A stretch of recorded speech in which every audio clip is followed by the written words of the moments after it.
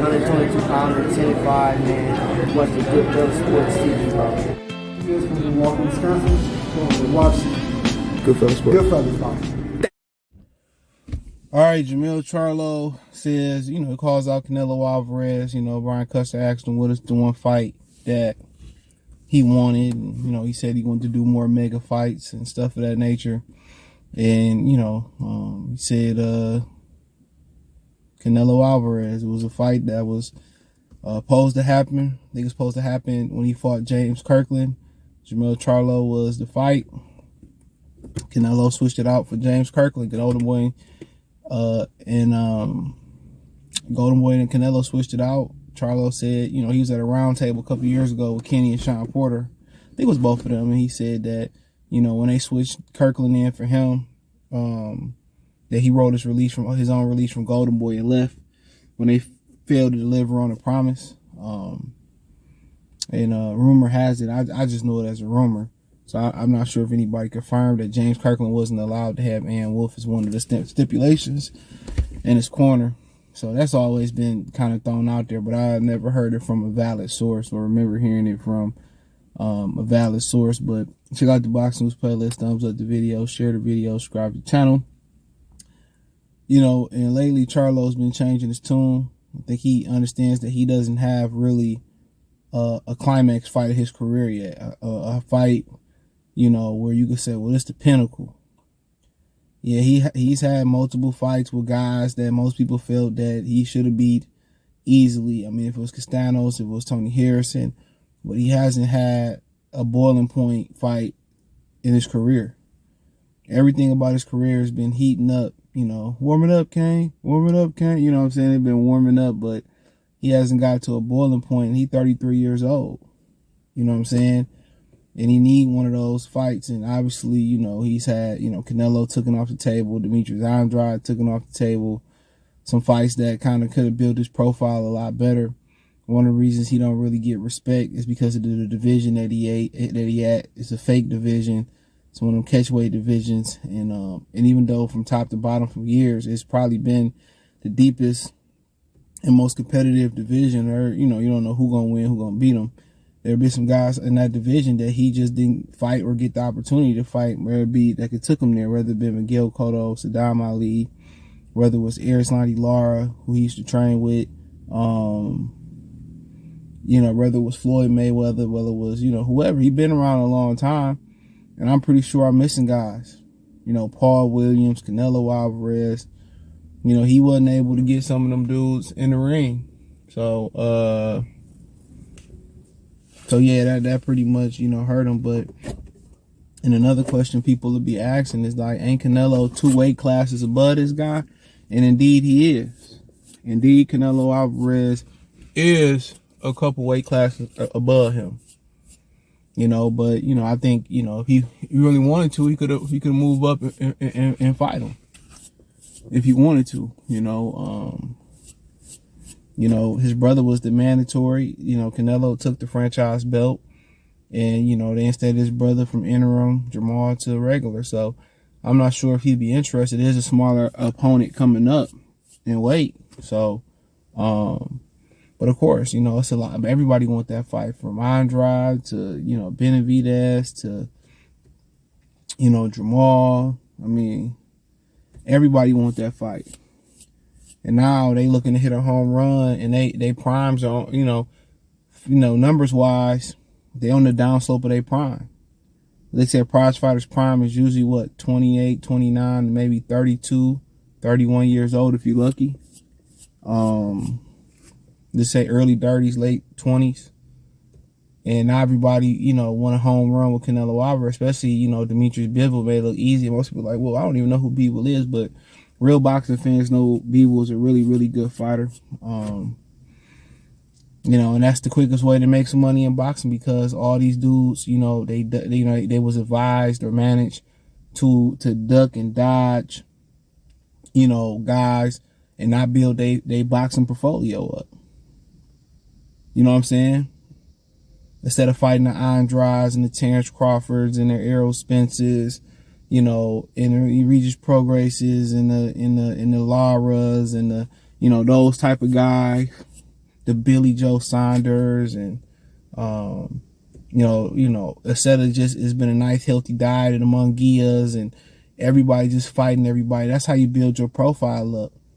Even the loser continues to build his profile up while y'all just fighting. And good, when you put two really good fighters in the ring together, it's going to be competitive and it's going to draw interest before, during, or after fight. Sometimes all three.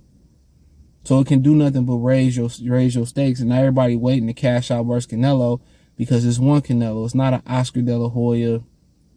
It's not a Mayweather and Manny Pacquiao where you can hit the winning the lotto ticket.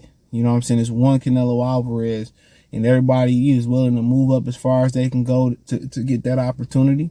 Or some people willing to cut down to get that opportunity. So it's not multiple. It's not like a Hagler, Ray Leonard, or Thomas Hearns, or Duran. It's not multiple guys. It's one guy. There's one guy that's consistently bringing some money to the table, and everybody want to fight him. And he ain't been too keen on fighting these other guys. You know what I'm saying? He ain't been too keen on fighting Andrade. Jermell, Andrade, Lara, Canelo was all in the same division at one point. Jermell Charlo said they kids play together. When they used to train Ronnie Shields, they know each other. Their families know each other. He wouldn't want to fight him because of that aspect of it. All right. Pretty sure Jermell probably felt the same way. Right, even though Lara used to talk shit to them, saying that I used to spar them, and they used to fight and argue over each other who got hit the less by him. Andrade and Lara were supposed to fight. Who knows who ducked and pulled out?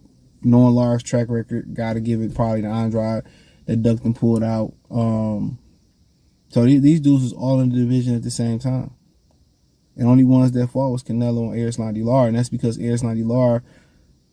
After the Canelo press conference, he took the mic and checked him and cut him off in front of the media, and Canelo felt embarrassed. And now they don't even let anybody else get that close to Canelo Alvarez after a fight in the press room. Probably won't even let you get in the ring. So, but,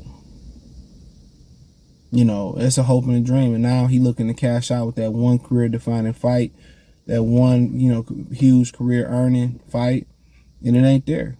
He ain't fighting Canelo Alvarez, bro. He didn't fight you then. Why would he fight you now? So where's the money coming from? He denied welterweights opportunity. He said, I want to fight Terrence, or I want to fight Errol Spence. That was another career-defining fight. You can tell these dudes don't really know historically about boxing.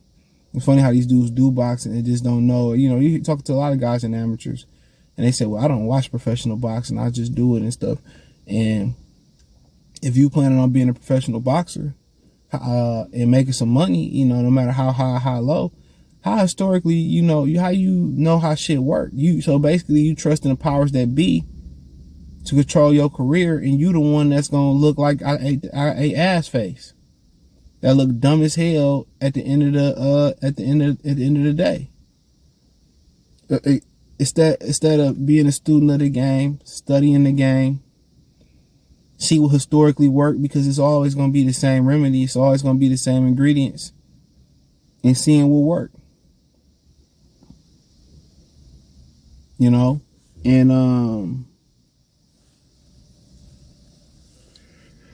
excuse me. And these dudes just trusting dudes who don't know what they doing. They trying to take a new easy scenic route to stardom, and this dude be 34, 33, 34 pretty soon. The numbers say he's on the wrong side of his prime. You trusting people and you ain't had a star-studded fight. And you say, oh, I wouldn't fight Earl, I wouldn't fight Terrence. Why wouldn't you? Oscar De La Hoya, he went up and fought guys. Bernard Hopkins fought a lot of guys like De La Hoya, Trinidad coming up. Those are some of his most lucrative fights. Marvin Hagler fought everybody. Duran at 60, Leonard at 60, Hearns at 60. Those was his most lucrative and best known fights. So historically, that's what fighters done was fighting guys coming up. Mayweather had to come up and fight De La Hoya.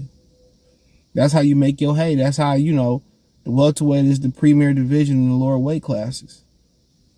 And it's historically always been that way. So why wouldn't you want to fight Terrence Crawford?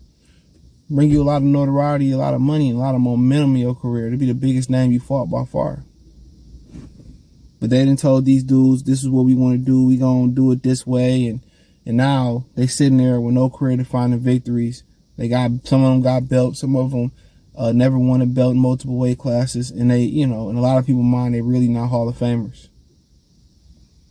So now you need a Canelo Alvarez. Now you begging a Mexican guy, to give you an opportunity when you know he not.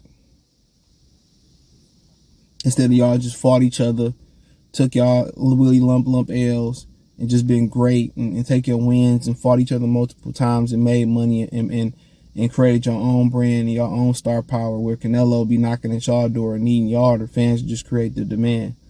But that's why he willing to do it.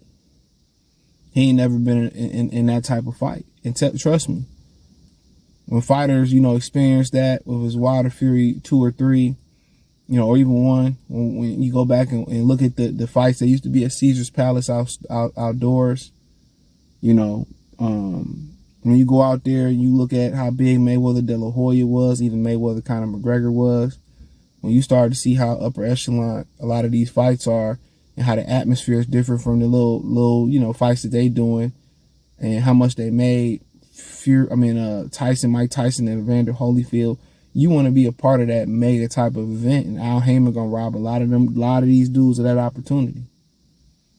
A lot of them dudes may never be in anywhere close to that type of event, and now that their clock is ticking on their careers, they're getting injured, they're going through life problems, their body started to break down and inactive, and their body is starting to rust out a little bit and get old. A lot of these dudes gonna fall. They're gonna start losing their dudes who they never should have lost to.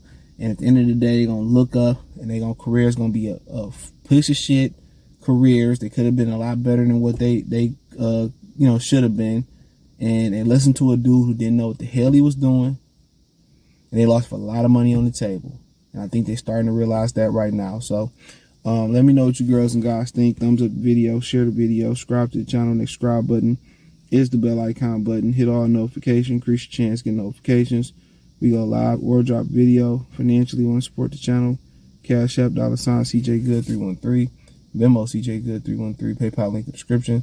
Hit the link tree. Find me on Twitter, Facebook, Instagram, Spotify, Anchor, Cash App, Venmo, PayPal, Apple Podcasts, Google Podcasts, the whole 9.